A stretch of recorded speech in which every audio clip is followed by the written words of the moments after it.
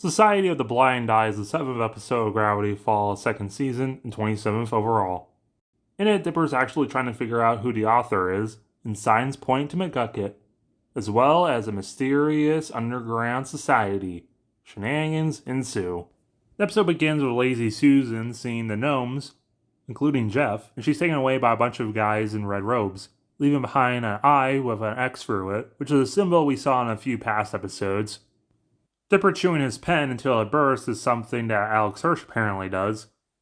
We get a reference to Mermando from the deep end, and he's having a political marriage, which makes Mabel feel down because none of her summer romances led anywhere. So we get a reference to Norman from the first episode, Gideon, Gabe from Sock Opera, and several times from Boy Crazy, which we also see posters of later. Master of the Puppets pulling on strings! Dipper still has the Smash laptop from Sock Opera as well, even a little sticky note with Bill on it, and Dipper notices a McGucket Labs on it. On the board of suspects, we see suspicious townsfolk. This photo is just literally like a younger Dipper. The photo labeled Hates Us is the cashier from Summerween, and the photo labeled Exploded is a photo of the lefty robot, the person Dipper was concerned only saw one side of from one of the shorts, which I probably should be doing videos on. And this photo labeled Who is just Alex Hirsch. Dipper starts suspecting that Old Man McGucket might be the author, because he's always wearing a cast, which might be like he got one of his fingers cut off, and property of F on a laptop, like Philford. This is something that the fandom also kind of came to a conclusion to, and the promos of the episode basically call out the fandom for who they think is the author. Stan, Gideon, McGucket, these guys in robes, Dipper from the future. But especially at the time the episode was released, a lot, and I mean just about everyone in the fandom suspected that McGucket was the author. And a lot of this might have to do with probably one of my favorite things about Gravity Falls. Alex Hirsch trolled the fandom.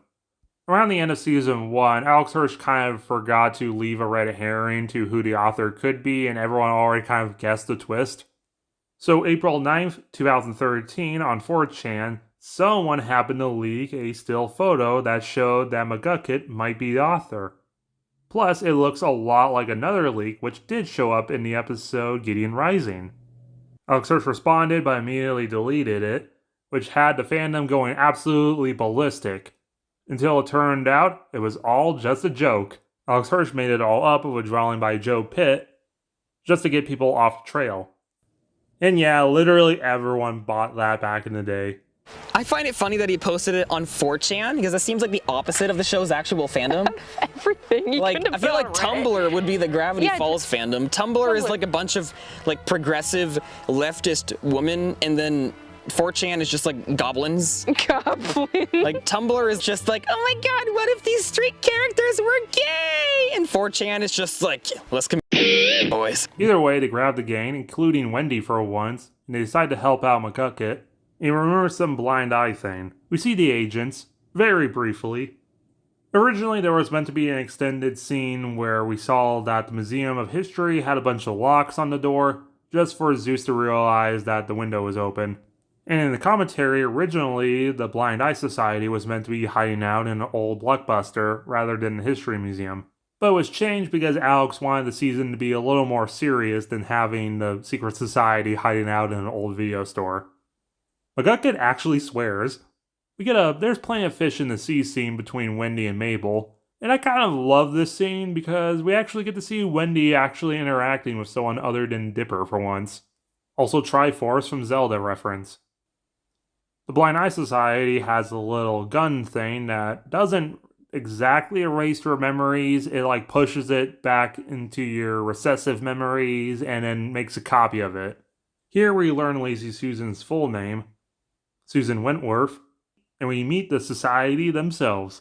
Whoever this woman is, the guy who married a woodpecker from Irrational Treasure, Toby Determined, Gideon's dad, the tattoo bouncer guy, the old-timey salesman who used to own Waddles in The Time Traveler's Pig, and are led by Blind Ivan, played by the guy who played Darth Maul in the first movie, or at least his voice, and he's doing his absolute best Patrick Stewart, and his head is covered in a bunch of tattoos of phrenology, which is this old-timey medicine thing where people used to, like, measure every part of your head and like said this part was for this and this was that, and it's all a bunch of nonsense, but now it looks kind of cool, so you see a bunch of t-shirts with this on it.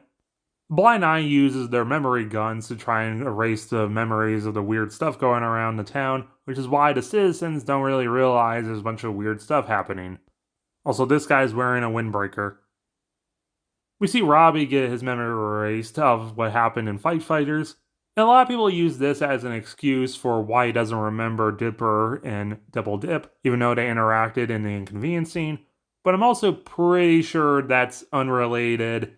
They probably didn't think about the blind eye all the way back then. Like, how many people have you really remembered exactly the name of that you've only interacted with once? We actually can read some of the labels, including Pacifica, her dad, and Miss Gleeful, so Gideon's dad has been erasing some of his wife's memories. The group gets captured and admits to a bunch of stuff. Okay, I'm not actually laid back. I'm stressed like 24/7. Have you met my family? This is the only time that this is ever referenced in the entire series, and one of the only times Wendy's allowed to have her character break. We never really see her and her family interact, and we never really talk about how she's actually really stressed, because, yeah, Wendy does definitely get sidelined, and I really wish she had more to do. And Alex wasn't always scared of actually having her not be the cool one for once.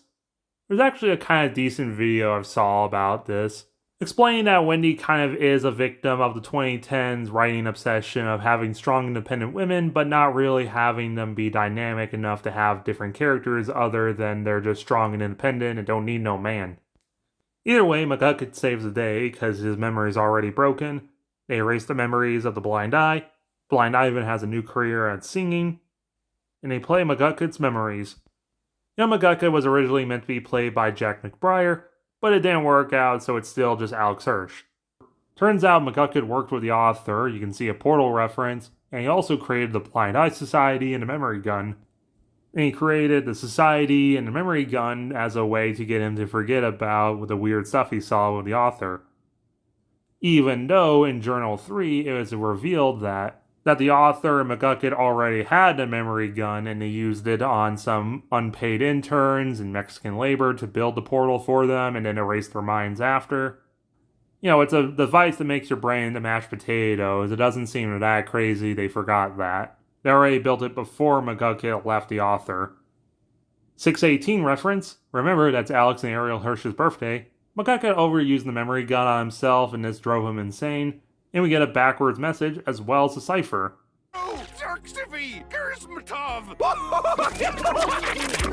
He fried his brain to try and forget about Bill, and he still remembers him. Sad. There's actually a really mature scene where none of the cast is laughing at McGucket for his descent into madness, and just a nice note that the episode ends on McGucket starting to remember stuff. Then credits play over Stan playing with the portal. His pen, his notes, and his mug with a question mark on it fly into the portal. There's actually a cool and a blink and you'll miss it reference. In Rick and Morty episode, Close Rick Counters of the Rick Kind, you actually see those things fall out of one of the portals. Because remember, Justin Roiland, the creator of Rick and Morty, is the voice of Blendon. And of course, this show is so old. This is back when Rick and Morty was actually, good and heralded as, the next Futurama, and everyone's really positive about it before it really went downhill. Stan gets a scrape on his hand. Our key, which I spent an embarrassing amount of time trying to look for, is erase. Our code is ignorance is bliss, but bliss is boring.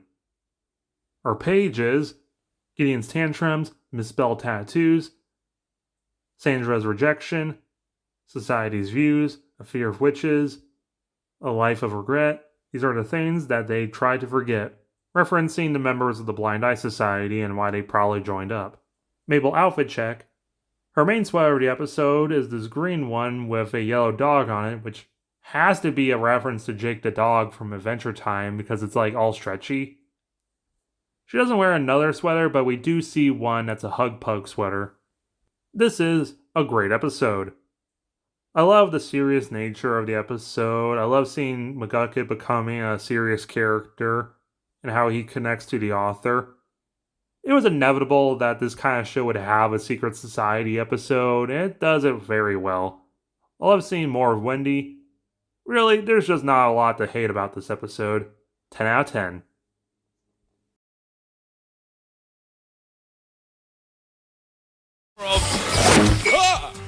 That's right. I don't wear nothing under my robe. Not gonna apologize for that. Maybe y'all should apologize for being a bunch of prudes. Ew. Well, time to erase that forever.